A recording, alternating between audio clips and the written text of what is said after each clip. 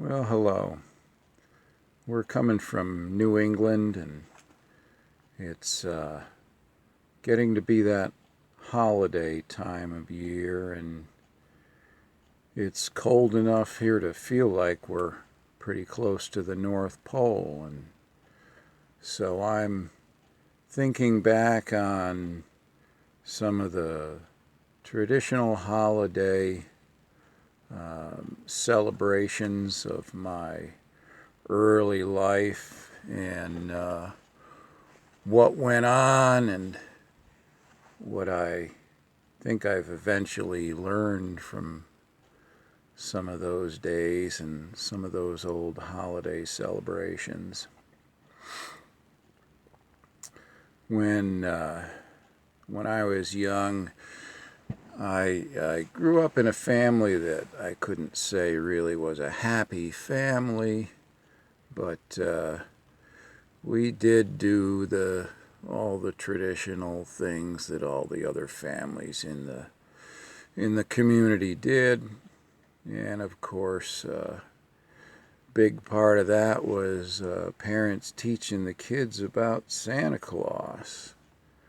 Santa Claus is an ancient elf who lives up at the North Pole, and he's up there all year long with a big telescope that he looks through, and he watches all the kids in the world, and he keeps track of all the kids in the world and how they behave. He keeps notes on us.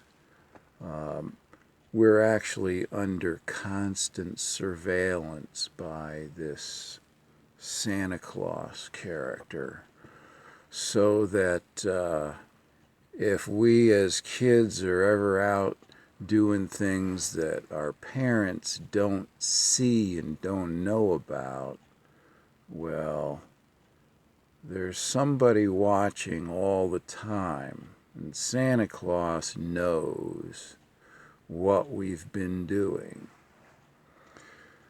And at Christmas time, when everybody celebrates the holidays and everybody gives gifts to each other, Santa Claus goes over his notes and pulls out this running log that he keeps on every kid in the world and decides whether or not each one of those kids, meaning us, whether we deserve to receive some fancy gifts at the holidays. So this was the tradition. This is what we were taught. We're always being watched, and once every year there's an account on our behavior, and we're either rewarded or not based on how we've behaved every day for the whole year. Now, this tradition goes on year after year from the time you're old enough to speak and listen and understand. And every year in our house, when we woke up on Christmas morning and went out into the living room, there were fancy gifts under the Christmas tree. Our parents always told us that that they didn't have that much money. My father was a mechanical engineer who worked for a little typewriter and time clock company called IBM. This was in the early 60s, when computers were still largely electromechanical devices, and they were just coming into their own for keeping track of what goes on at big businesses. And so IBM was probably one of the best companies in the world to have a job with. And my father's job was, let's say he wasn't the janitor, okay? So every year, the Christmas Wish Book came around from Sears, and it was full of all the fancy toys that we saw on TV and we saw our friends had. All the all the kids that a kid all the toys that a kid wishes for around Christmas time were in the Sears catalog. And our parents had a little kind of a protocol for us to follow. See, the stuff in the Sears catalog was expensive. It was too expensive for mere mortals to be able to afford, and our parents couldn't buy us the stuff from the Sears catalog. So we had to ask Santa Claus for anything we saw in there that we wanted. If we needed notebooks and pens for school, we could ask our parents for those for Christmas. If our shoes were getting thin, we might ask our parents for new shoes for Christmas, or new clothes if you'd worn through the elbows of your shirts or the knees of your pants. You could ask Mom and Dad for a new pair of jeans or a new shirt for Christmas. But toys were too expensive, and so we had to ask Santa Claus if we wanted toys. And so that's what we did. We passed around the Sears catalog between the three of us kids, and we all made our lists for Santa Claus and hoped that what he saw through the telescope didn't give him a poor impression of what kind of kids we were. I knew that I wasn't a very good kid.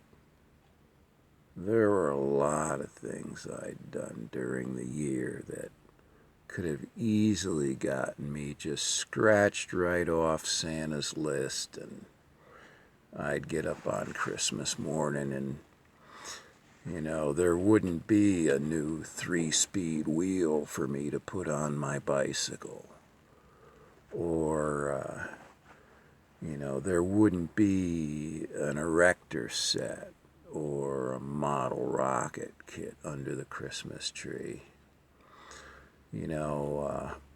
Santa Claus might have given me some wooden blocks to play with, or a stuffed animal or something like that. But the cool stuff that we saw in the Sears catalog, I never felt very sure that I qualified to receive anything quite so extraordinary as the things I saw in the Sears catalog.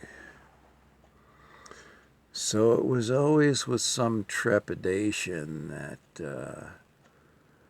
I went out with my brothers on Christmas morning to see what was under the tree. And miraculously enough, or strangely enough,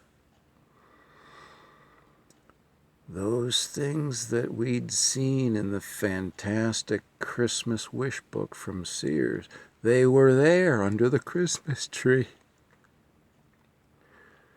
They were actually there. All of the things that I knew I had done over the course of the year that theoretically or legalistically disqualified me from Christmas gift receiving. Strangely enough, it seemed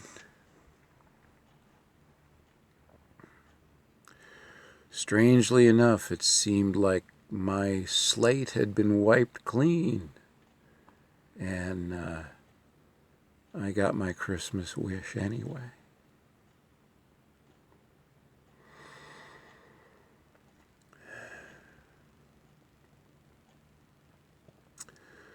Well,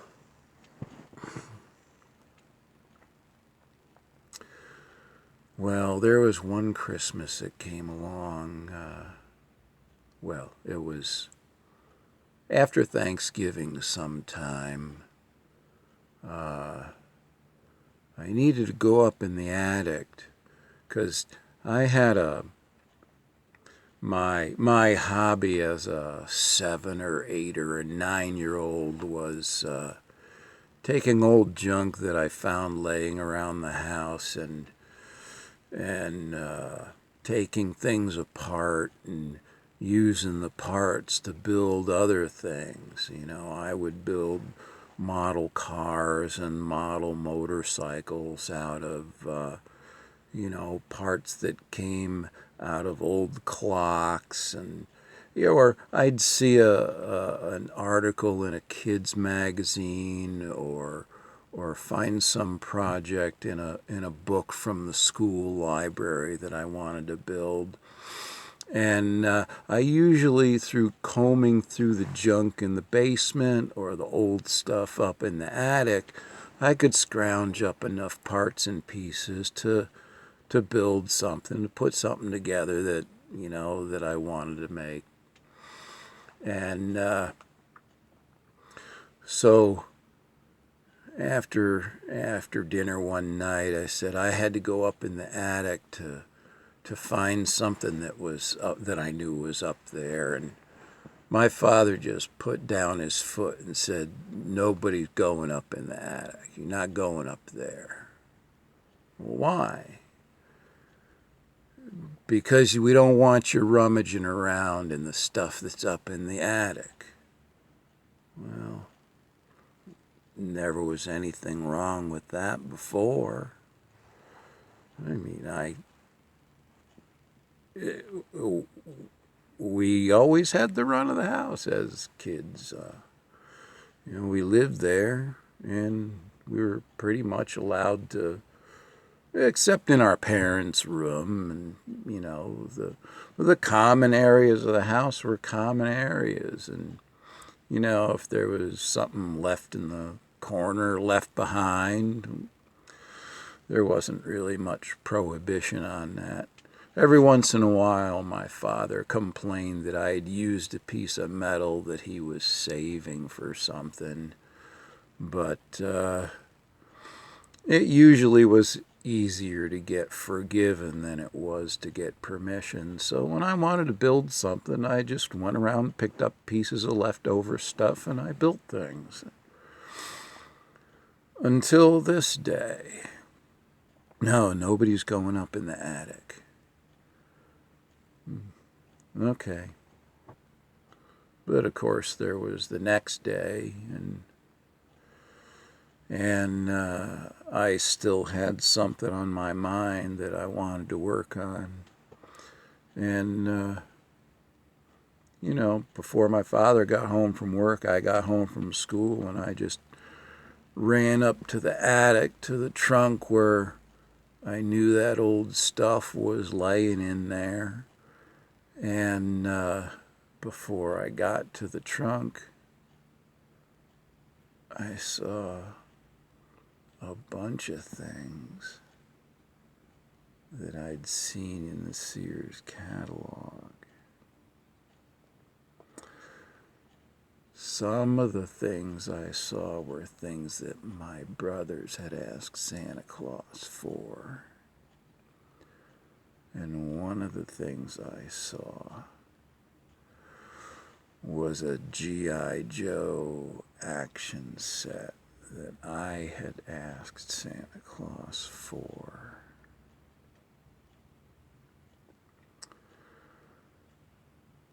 So I went to the trunk and I found the old coil of wire or box of flashlight bulbs or whatever it was I was looking for, and I just went back down to my little corner of the basement where I had my workbench, and I didn't say anything at all. But I knew something that I'd never known before. And Christmas morning eventually came, and I went out into the living room with my two brothers, and there under the Christmas tree,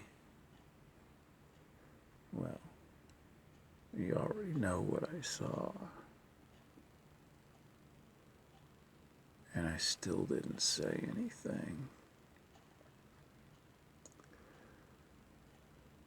Not because I didn't want to spoil it for my brothers, because I never was that diplomatic. But because I didn't want to spoil it for me. I thought if I didn't let on, this game that was being played could continue. And it was a game that I was benefiting from.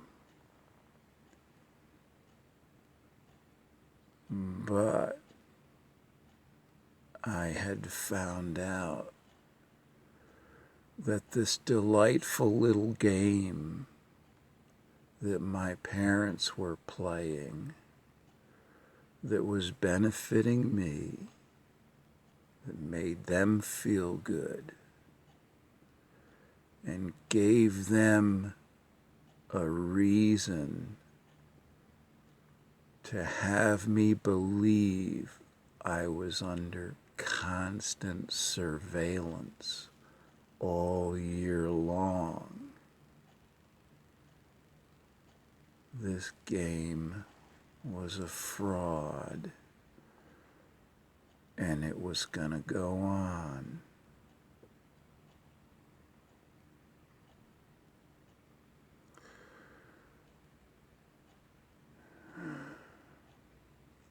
I've often wondered since then, does this game go on because it delights parents to see the joy in their children when they find what's under the Christmas tree on Christmas morning?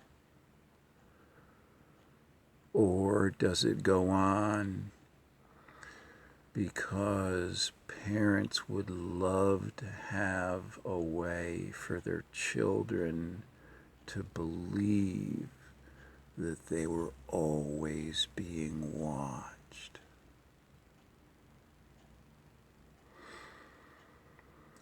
And I'm not sure there's any real good answer to that question.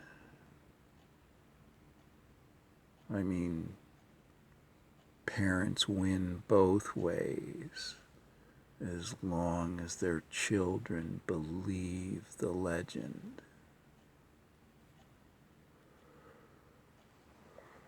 But at some point in every child's life, something's going to happen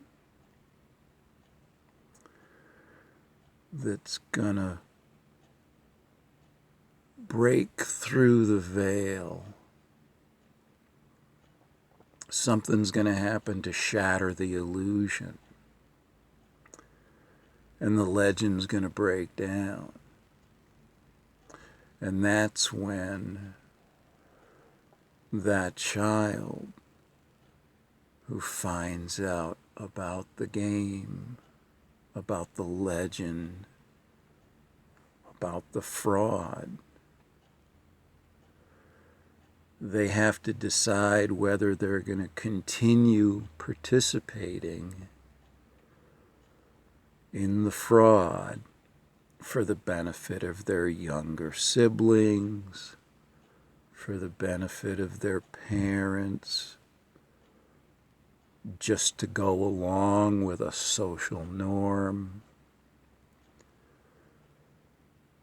Every child becomes an adult that day, and I don't think most of them realize just how deep that goes. You know, when it becomes obvious that you're a young person who's found out about Santa Claus, then the rest of the story about Christmas is what matters. The story about one little baby being born a long, long time ago, and that baby is a gift to the world from the God who created the whole world, the God who's up in the sky watching you as an adult, doing everything you do, so that at the end of your life, when all your time is gone, every single thing that you've done in your life gets reviewed.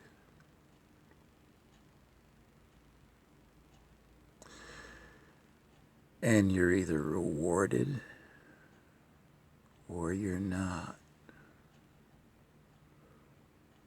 Only the legend that goes with this surveillance program isn't a matter of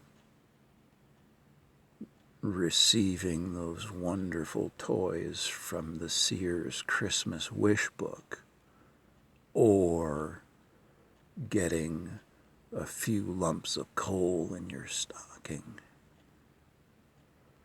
Now, this legend is enhanced. This legend is that if you're not rewarded, the punishment is unending torture for all of time.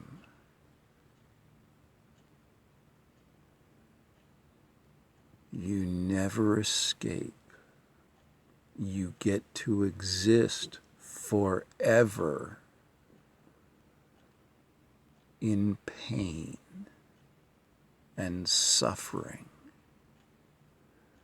that never ends.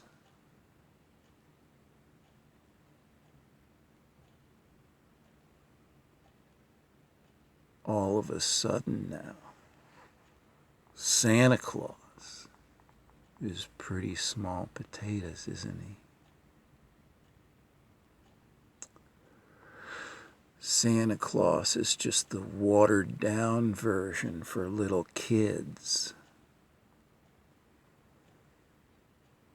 of an ongoing surveillance program that comes to fruition the day after you die.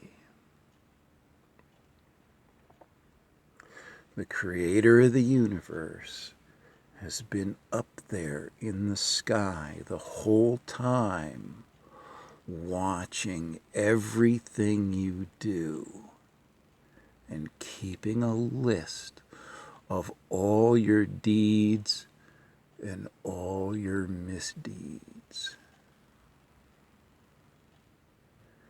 And you're going to be rewarded or you're going to be punished based on his judgment of how you score.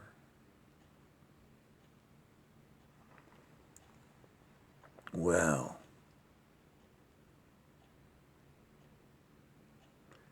how do we know that's true?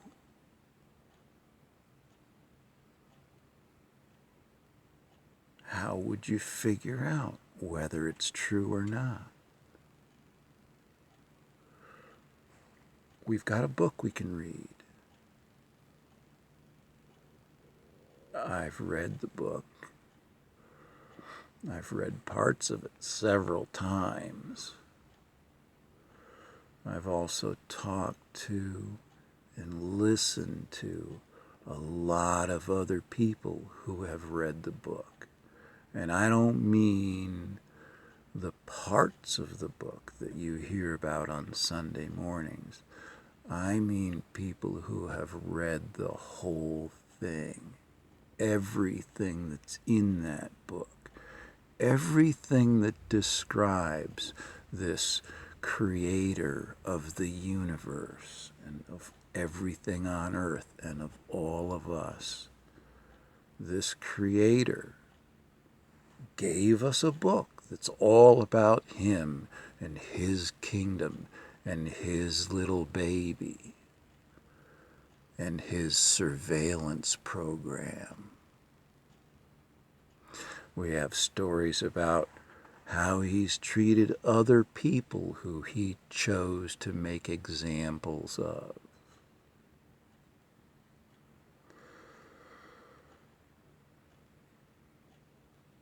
Maybe I'm cynical. Maybe I'm too cynical. But when I was 8 or 9 years old, I had an experience that shattered a legend that I believed in with all my little ignorant heart.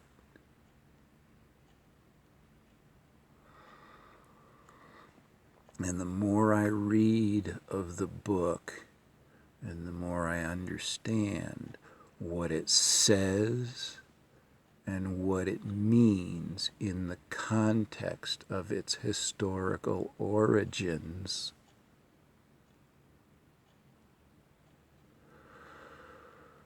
the more I find contentment in dismissing the entire legend out of hand.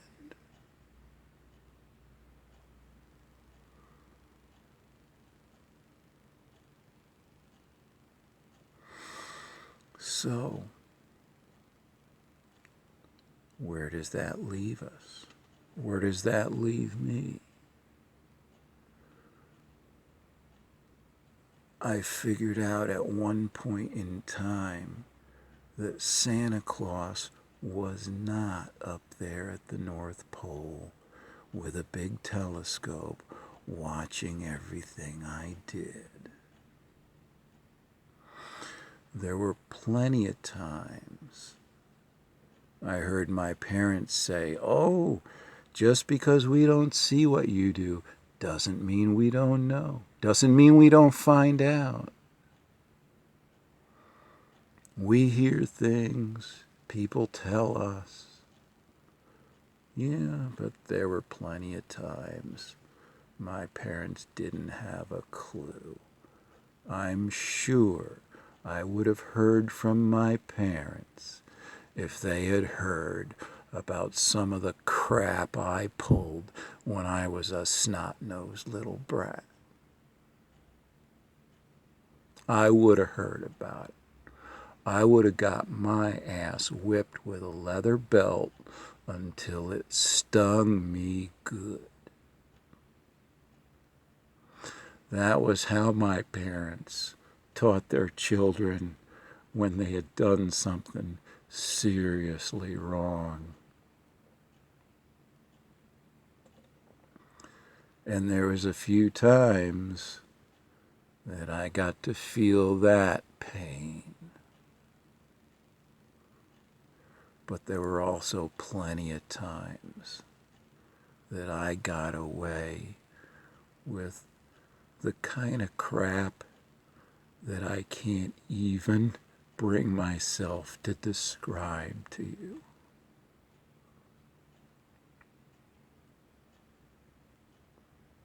So, Santa Claus, come on, you gotta be kidding me. Oh, and you, mom and dad, they know what you do. They hear things. People tell them things. Yeah, sometimes. But plenty of times, no. You can get away with stuff. You can get away with a lot of crap.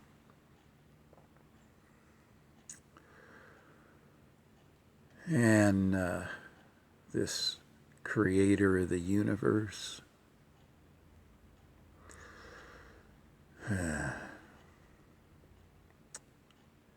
he's right there next to Santa Claus in my assessment.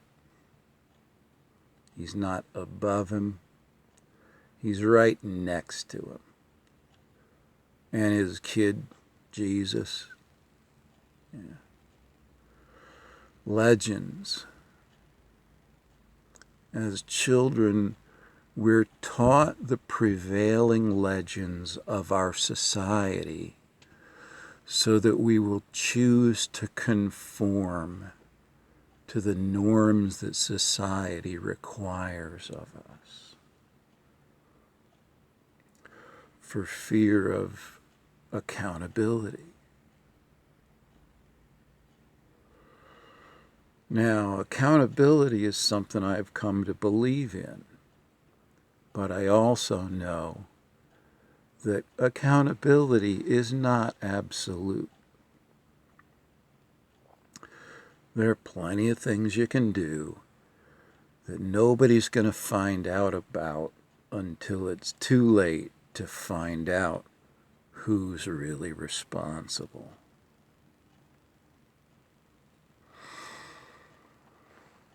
But once you've dismissed Santa Claus out of hand, and once you've dismissed Jesus and God out of hand as legends that have been imposed upon your thinking until you study up and reason your way to a realization that they're all social constructs that are being used to control your behavior. They're all, in my book, they're all frauds. But if you don't stop thinking there, if you continue to consider with a rational mind this entire question of accountability, you will realize that there is in fact someone watching everything you do. There's someone watching everything you do. And you're going to be accountable for all of it.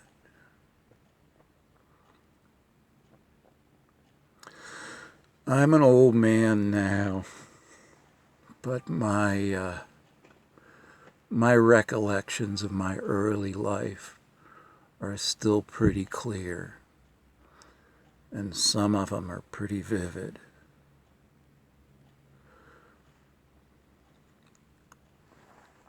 Maybe it's a blessing, or maybe it's a curse. Maybe it's heaven and hell built right into me. But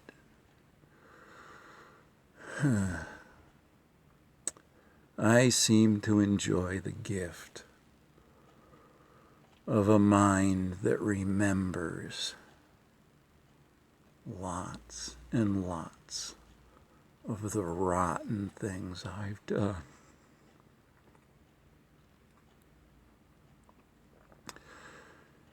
And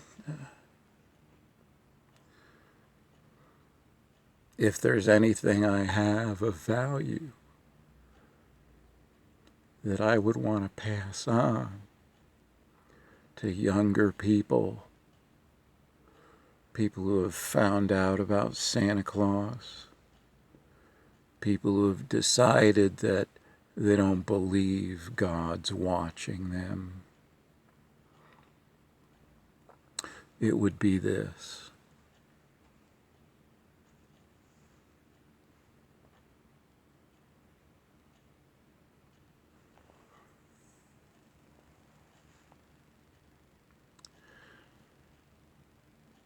No matter where you are, no matter what you do when nobody sees it,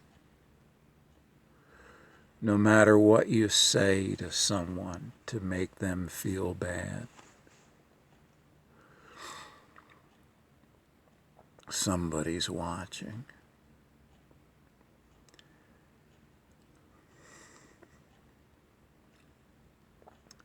Somebody's still watching, and that someone has to live the rest of their life knowing what they saw that day when you did that thing.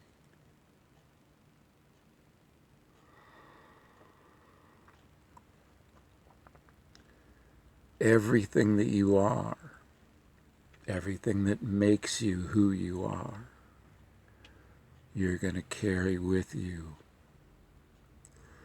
And some of that you may be carrying long after you wish it were gone, or long after you wish it had never happened in the first place. But if you made it happen, it did happen. And you're going to know that for as long as you live.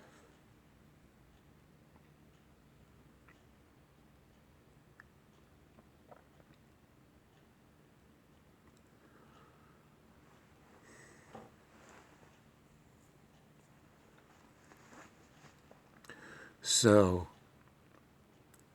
here's my holiday gift to you.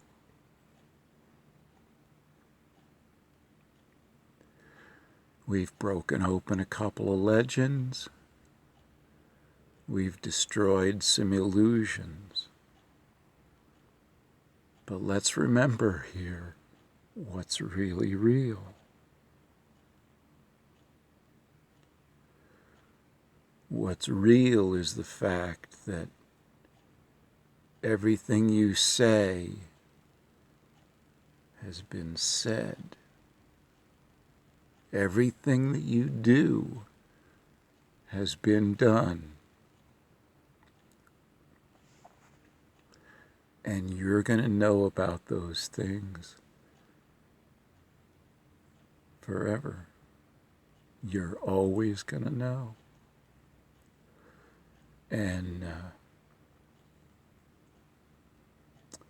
if you have a few of those things in your back pocket that you can pull out and remember from time to time, think about what happened just before that thing, what led up to it. Think about what happened just after that thing. Think about what resulted from it. So that if you find yourself in a situation again that's something like what led up to that thing you can't stand remembering. See if you can stop yourself.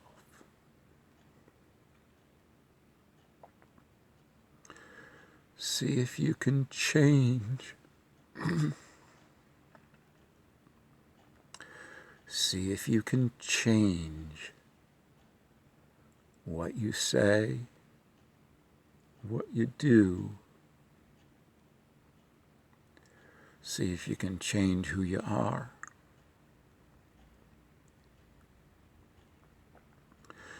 Because that's what accountability exists for. That's why we're here.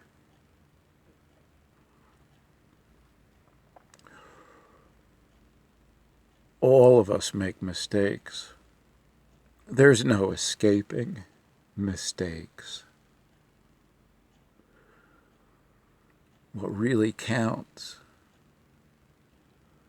is what you do with the knowledge that you gain from the mistake.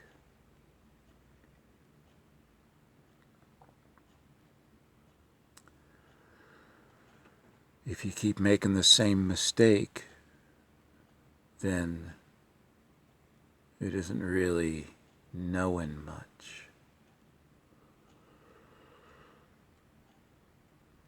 If you take the knowledge and use that knowledge to make change,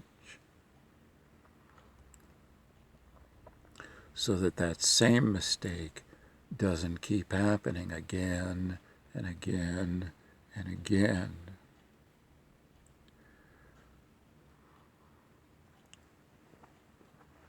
Now you've changed yourself. Now you're not a bratty little kid anymore.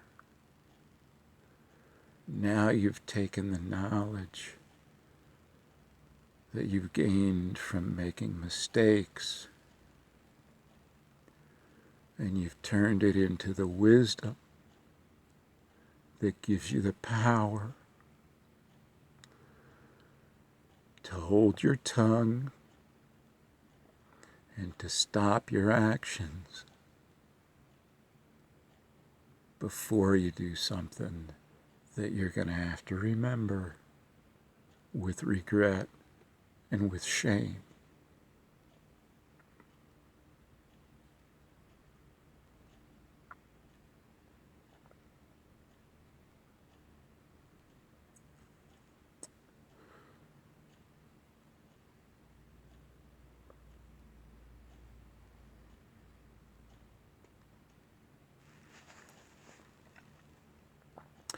If I live long enough to leave behind anything of value to the world, I hope it would be this. I hope it would be the wisdom to pass along some knowledge,